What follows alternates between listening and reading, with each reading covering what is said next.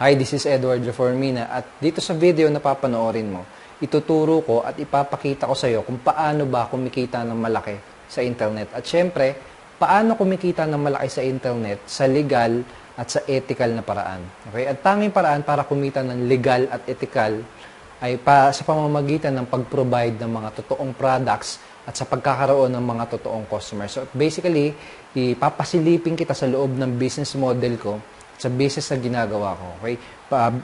Imaginein mo na lang na bibigyan kita ng behind the scene look sa business model na ginagawa ko.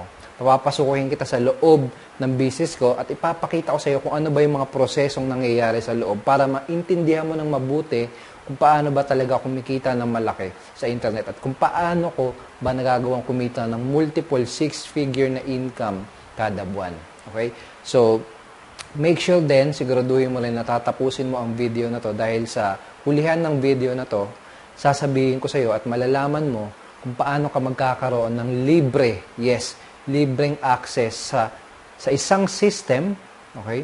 Itong system na to, gumasos kami, nag-invest kami ng 360,000 pesos na investment para gawin itong system na to. At sasabihin ko sa iyo kung paano ka magkakaroon ng libreng access dito sa system na to and paano mo siya magagamit, paano mo magamit itong system na to para ikaw mismo ay magsimulang kumita ng malaki sa internet kahit simula ngayong araw na to. So ngayon, ang gawin natin, punta tayo dun sa loob ng opisina ko at ipapakita ko sa iyo kung paano ba kumikita ng malaki sa internet at pasisilipin kita sa loob ng internet business ko. Okay? Let's go!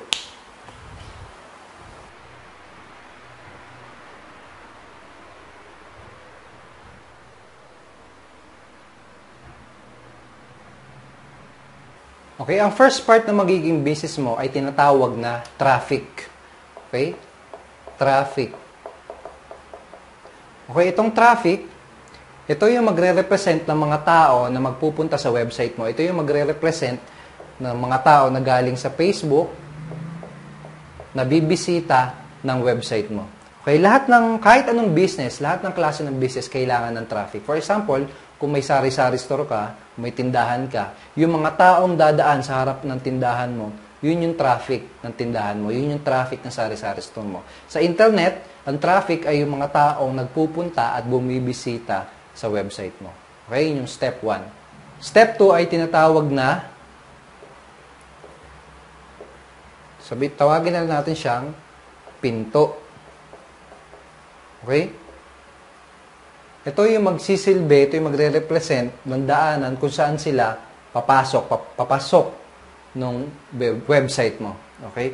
Ang trabaho nitong pintuan na to, or sa internet, ang term na tawag natin dyan ay squeeze page.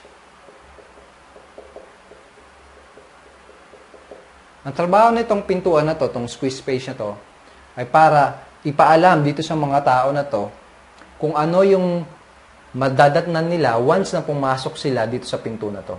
Okay? So for example, ang business mo at ang product mo ay tungkol sa pagpapapayat. Okay? Sa weight loss. Dito mo pwedeng sabihin kung ano yung mapapala nila once na pumasok sila dito sa pinto na to. Okay? Pwede mong sabihin dyan na kapag pumasok ka dito sa website na to, matututunan mo ay mapapanood mo ang isang video na magtuturo sa iyo kung paano ka papayat sa loob lamang ng 2 linggo. Parang ganon. Ang isa pang purpose nitong pinto na to ay para kunin yung mga email address ng mga tao na pupunta dun sa website mo. Okay? At may 2 reason kung bakit mo gagawin yon. Bakit kailangan mong gawin na kunin at hingin yung email address nila kung gusto nilang pumasok sa website mo. Okay? First reason, ay para mapatunayan mo na talagang seryoso sila na gusto nila makapasok dun sa website mo. Okay? Yung kasi yung magbibigay sa kanila, yun yung kasi yung magpo-prove na talagang interesado sila na makapasok. Okay? Pangalawang reason kung bakit mo hihingin yung email address nila kapalit ng pagpasok nila. Okay? So, hindi sila makakapasok kapag hindi nila binigay yung email. Ganito yan. Halos 95 to 98% ng mga taong pupunta sa website mo ay hindi kaagad magdidesisyon na bilhin kung ano man yung product na ino-offer mo. Pero dahil kinuha mo yung email address nila, mapa-follow up mo sila in the future. Ibig sabihin, mapapadala mo sila ng mga follow-up email para mapabalik mo uli sila sa website mo. Pero pag hindi mo kinuha yung email address nila, once na umalis sila do sa website mo, mahihirapan ka na pabalikin sila dun sa website mo. Mahihirapan ka na silang maging customer. Okay? Malinaw ba yun? Kapag pumasok na sila dito sa pintuan mo, kapag binigay na nila sa iyo yung email address nila, dalawa ang mangyayari. Una, papasok sila sa isang tinatawag na email campaign.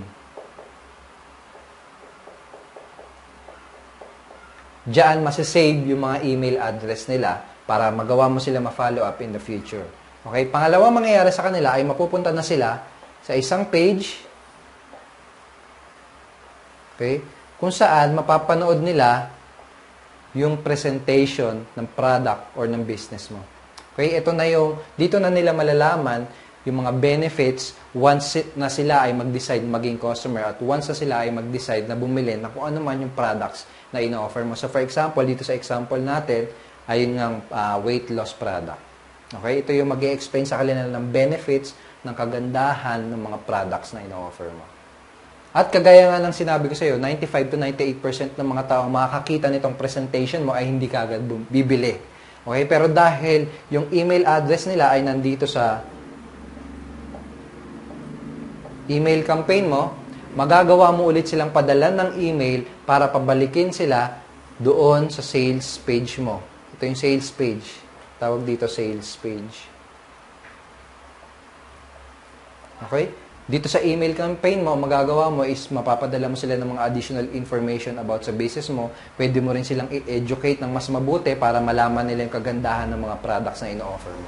So ngayon, kapag nag-decide naman na silang bumili, kapag yung tao ay napanood yung presentation mo at nag-decide silang bumili, ang susunod na proseso, susunod na part na kailangan mong gawin ay magkaroon ka ng paraan para kuhain yung payment nila, yung bayad nila. Magkaroon ka ng proseso para kuhain at iproseso yung mga payments nila. So, may dalawang paraan para gawin mo yun. Okay? Ang isa, kumuha ka ng tinatawag na merchant. Ito yung automated na proseso para kumuha ng mga credit card payments mula doon sa mga magiging customers mo. Okay? Ang isang example na pwedeng mong gamitin ay ang PayPal. Right? Pero dahil dito sa Pilipinas, hindi pa ganun kasikat ang mga credit cards, ang pangalawang option na pwede mong gawin is mag-hire ka ng assistant or ng staff na mag-handle at mag-aasikaso ng pagtanggap ng mga payment at pagproseso ng mga orders. Okay? So, ang third part, tinatawag na kahera. Tawagin nila natin kahera. Okay? Again, ito yung magpoproseso ng mga payments, tatanggap ng payments galing dun sa mga customers mo. Okay? Pagkatapos matanggap, ma-verify yung mga payments, ang susunod na mangyayari ay tinatawag na product delivery. Dito na makukuha ng mga tao yung mga product na binili nila, kung ano man yan. Pwede mo, kung nagbebenta ka ng physical na product, pwedeng meron kang staff na nagpapadala ng mga products na yon, nag-ship nun papunta dun sa mga customer na bumili sa'yo. Pero kung ang business mo ay parang katulad sa akin na 100% na digital, mga digital products kasi mga binibenta ko, pwedeng magsilbi itong website kung saan ma-access nila yung mga products na binili nila. For example, yung product na binibenta ko ay mga e-books, mga videos, mga training videos. So, pwedeng ito yung dito sa part na to, dito nila ma-access yung mga products na binili nila. Okay? So basically, ayan yung 5 proseso, 5 part ng isang internet business. Okay?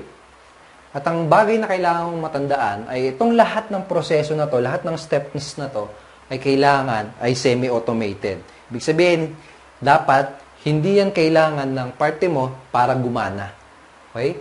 Kaya dito pwedeng 100% automated to kung PayPal ang gagamitin mo dito sa kahera, or kaya naman meron kang staff na mag-handle nung pagtanggap ng payment. Dito naman, kailangan automated din siya para ibig sabihin, may mga magdi-deliver ng product kung papunta doon sa customer. O kaya isang website siya na once na i-verify nung kahera mo na natanggap na nila yung pera, automatic makukuha, ma-access kagad nila yung mga products na binili nila. Okay? So, ganito yung tunay na internet business na tinatawag. Bakit internet business? Ibig sabihin, tunay na internet business kasi kumikita ka, pwede kang kumita habang may isang parang buong makina, isang sistema na gumagana sa'yo habang ikaw ay may ibang ginagawa. Habang, for example, nagbabakasyon ka, for example, ginagawa mo yung hobby mo. Okay? So, etong system na to, ganitong klase ng system, makakatulong sa'yo para magkaroon ka ng time freedom. Ang isang challenge ng isang entrepreneur na gusto magsimula ng internet business ay para i-set up itong mga to. Yun yung number one challenge nila. Hindi nila alam kung paano i-set up ang lahat ng to. At pangalawa, napakalaki din ng perang kailangan mong ilabas para makapag-set up ng ganitong sistema, ganitong proseso. Okay? Para magkaroon ka ng idea, yung last na system na ginawa namin, sinabi ko nga sa'yo kanina, ay nagkakalaga ng 360,000 pesos mahigit. Okay? Gumastos kami, nag-invest kami ng ganong kalaking halaga para i-set up lang yung system na to. Okay, and ang good news, pwede kang magkaroon ng libreng access dito sa system na to.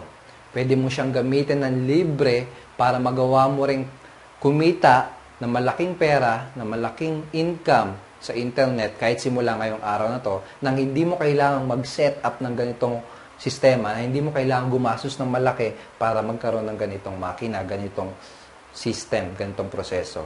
Okay, ang kailangan mo lang gawin para malaman mo kung paano ka magkakaroon ng libreng access dito sa system na to na nagkakahalaga ng 360,000 pesos, ay i-click mo yung button sa baba ng video na to.